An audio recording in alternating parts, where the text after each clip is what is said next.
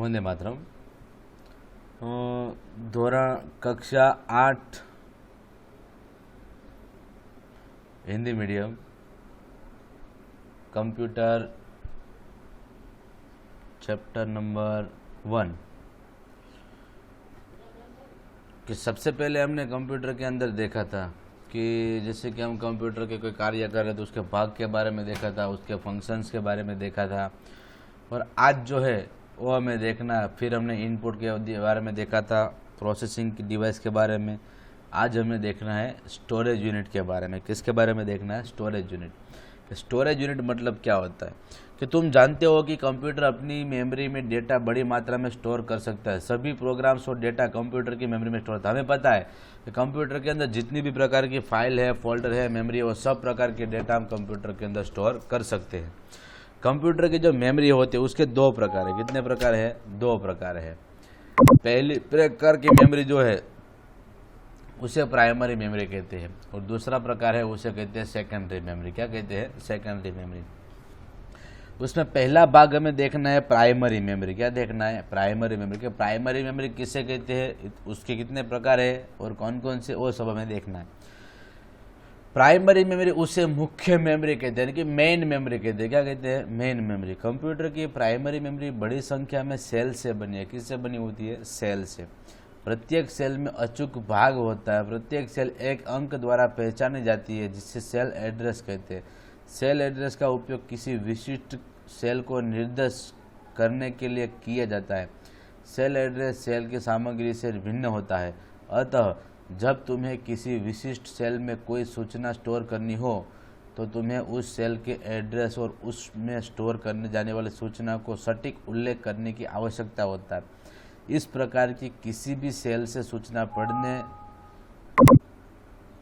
पढ़ने के लिए सेल के एड्रेस का सटीक उल्लेखन करना आवश्यक होता है। प्राइमरी मेमोरी के मुख्य दो प्रकार है।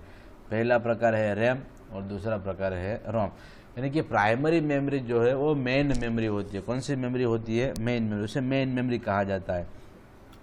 प्राइमरी मेमोरी जो होती है वो बड़ी, उसके अंदर बड़ी संख्या में सेल आते हैं। क्या आते हैं? सेल। सेल मतलब हम जो घड़ी में लगाते हैं वो वाला सेल नहीं। सेल मतलब उसके अंदर एक भाग आता है। एक सेल जो होता है वो प्राइमरी मेमोरी का एक छोटा सा भाग होता है कि जिससे प्राइमरी मेमोरी बनती है। और जो सेल होता है सभी सेल का असंख्य प्रकार के सेल होते हैं, यानी कि बहुत सारे प्रकार के सेल होते हैं। और सभी सेल को पहचानने के लिए उसके अंदर उसको एड्रेस दिया गया होता है। क्या दिया गया होता है? एड्रेस, जिसे सेल एड्रेस कहते हैं। क्या कहते हैं? Cell address. कि सेल का उपयोग किसी भी सेल को हमें कोई भी कार्य करना हो, कोई भी काम करना हो तो उसकी सेल को सामग्री हमें भिन्न भिन्न होती है। कि सभी सेल जो होते हैं वो सभी सेल क्या होते हैं? अलग अलग होते हैं। क्या होते हैं? अलग अलग। सभी सेल की इंफॉर्मेशन भी क्या होती है? अलग अलग। तो हमें जो सेल को सूचना देनी है, जो सेल में डेटा को स्टोर करना है, उसको हमें पूरा उल्लेख करना पड़ता है कि उसमें कंप्यूटर में बताना पड़ता है कि मुझे ये वाले सेल में ये माहिती स्टोर करनी है और ये वाले सेल को मुझे ये उसको आंसर देना है। तो सभी प्रकार के सेल को पढ़ने के लिए और उसको सटीक उल्लेख करने की आवश्यकता होता है कि उसको सूचना देने के लिए आपको उसको पूरा कंप्लीट उसको सूचना देने की आवश्यकता रहती है। और प्राइमरी मेमोरी जो है वो दो प्रकार की है। पहला प्रकार आपको दिया हुआ है रैम और दूसरा प्रकार आपको दिया हुआ है रोम। क्या दिया हुआ है? रैम एंड रोम। उसमें पहला प्रकार आपको दिया हुआ है रैम। रैम का विस्तृत रूप क्या है? तो क्या रैंडम एक्सेस मेमोरी होता है। क्या होता है? Random access memory. रैम में सूचना का स्टोर विद्युतीय स्पंदनों में रूप में किया जाता है। अतः रैम में स्टोर कोई सूचना उसमें तब तक रहती है जब तक कंप्यूटर विद्युत ऊर्जा आपूर्ति रहती है। यदि विद्युत आपूर्ति की कोई बाधा आती है अथवा तुमने कंप्यूटर बंद कर दिया तो रैम में संग्रहित सूचना मिट जाती है। रैम जो है उसे रैंडम एक्सेस मेमोरी कहते हैं। क्या कहते हैं? Random access memory. रैम का पूरा नाम है। रैम जो है उसके अंदर डेटा को स्टोर किस तरह से होता है? तो विद्युतीय स्पंदन यानी कि पल्स, विद्युतीय पल्स की मदद से होता है। विद्युतीय पल्स मतलब क्या होता है कि जब तक पावर रहेगा तब तक डेटा उसमें स्टोर रहेगा। जैसे विद्युत मिलना बंद हो जाएगा, विद्युत ऊर्जा मिलना यानी कि पावर मिलना बंद हो जाएगा, तो उसके अंदर जो डेटा होती है वो डेटा क्या हो जाएगी? डिलीट। क्या हो जाएगी? डिलीट। यानी कि आपके जैसे कि आपने रैम के अंदर कोई डेटा स्टोर किया हुआ है तो उसके अंदर डेटा स्टोर तब तक रहेगा कि जब तक आपके कंप्यूटर को पावर मिलता रहेगा। जैसे आपके कंप्यूटर को पावर मिलना बंद हो गया तो रैम के अंदर जो डेटा होते हैं वो क्या हो जाएंगे, मिट जाते हैं। क्या हो जाते हैं, मिट जाते हैं।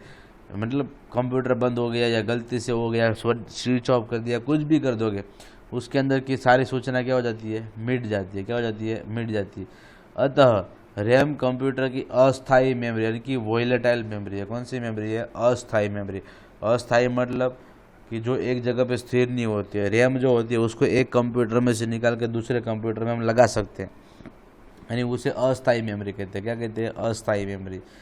रैम में बीट का उपयोग कर सूचना का स्टोर किया गया। रैम के अंदर जो सूचना स्टोर होती है वो किस तरह से होती है, तो कि बीट्स का उपयोग करके होती है। किसका उपयोग करके होती है, बीट का उपयोग।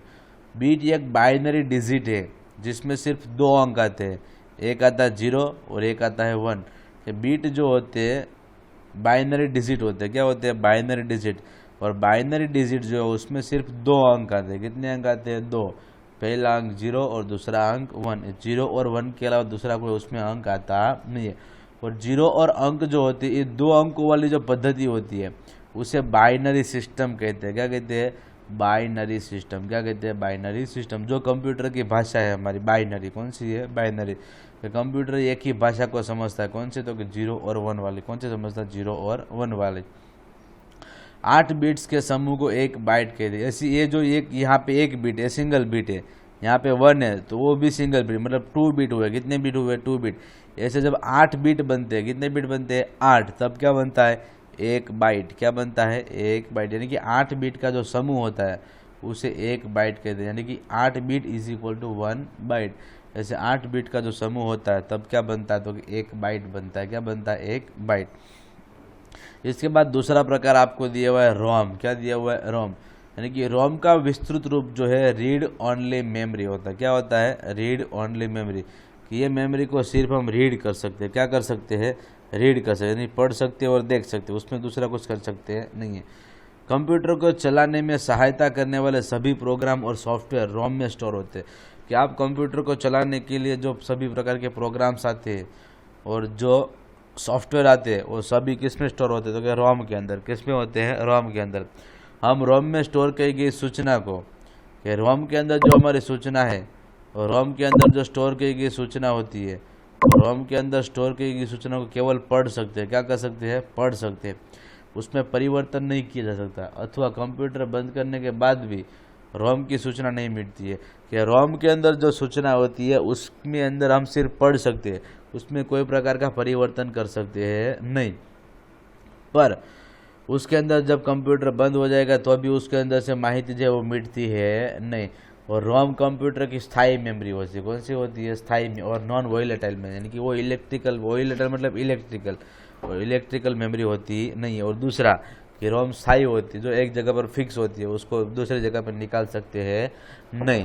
उसके बाद हमें दिया हुआ है सेकेंडरी मेमोरी। क्या दिया हुआ है, सेकेंडरी मेमोरी। कंप्यूटर के सेकेंडरी मेमोरी को बाह्य मेमोरी कहते हैं। क्या कहते हैं, बाह्य मेमोरी, यानी उसको इंग्लिश में एक्सटर्नल मेमोरी कहते हैं। क्या कहते हैं, एक्सटर्नल मेमोरी।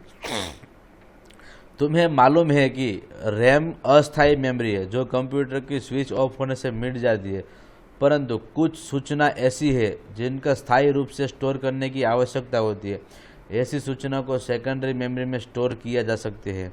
सेकेंडरी मेमोरी में स्टोर मेमोरी को मिटा सकते हैं या कुछ नई सूचना को स्टोर मेमोरी पर ओवरराइट कर सकते हैं। यानी कि हमें पता है कि रैम जो है वो अस्थायी मेमोरी है, तो उसके अंदर जो स्विच ऑफ होने से साथ साथ हमारी मेमोरी क्या हो जाएगी, मिट जाएगी। क्या हो जाएगी, मिट जाएगी। और हमारे कंप्यूटर में ऐसी बहुत सारी सूचनाएं होती है जो हमें लंबे समय तक रखनी होती है संभाल कर। तो लंबे समय तक संभाल कर रखने के लिए हमारे कंप्यूटर के अंदर एक दूसरे प्रकार की मेमोरी आती है जिसे हम सेकेंडरी मेमोरी कहते हैं। क्या कहते हैं, सेकेंडरी मेमोरी। सेकेंडरी मेमोरी की मदद से, सेकेंडरी मेमोरी की मदद से क्या होता है, तो कि हम हमारे डेटा जो है उसको स्टोर कर सकते हैं, वो संभाल कर रख सकते हैं। यानी कि उसको हम कंप्यूटर के अंदर रख सकते हैं कि उसके अंदर डेटा को स्टोर करने के बाद वो कभी मिटता नहीं। हाँ, हम मिटाएंगे तो मिटेगा, वो पावर बंद होने के बाद भी वो मिटेगा नहीं। और मिटाने के बाद नया डालना है तो नया भी उसके अंदर हम डाल सकते हैं, जिसे सेकेंडरी मेमोरी कहते हैं। क्या कहते हैं, सेकेंडरी मेमोरी। सेकेंडरी मेमोरी के लिए बाह्य स्टोरेज डिवाइस के मुख्य 4 प्रकार होते हैं। कितने प्रकार होते हैं, 4 प्रकार। पहला प्रकार है हार्ड डिस्क, दूसरा प्रकार है कॉम्पैक्ट डिस्क यानी कि सीडी, तीसरा प्रकार है डीवीडी और चौथा प्रकार है यूएसबी फ्लैश ड्राइव। क्या दिया हुआ? USB flash drive. उसमें सबसे पहले हमें देखना है हार्ड डिस्क। क्या देखना है? Hard disk. और वो हम देखेंगे नेक्स्ट लेक्चर में। कब देखेंगे? Next lecture.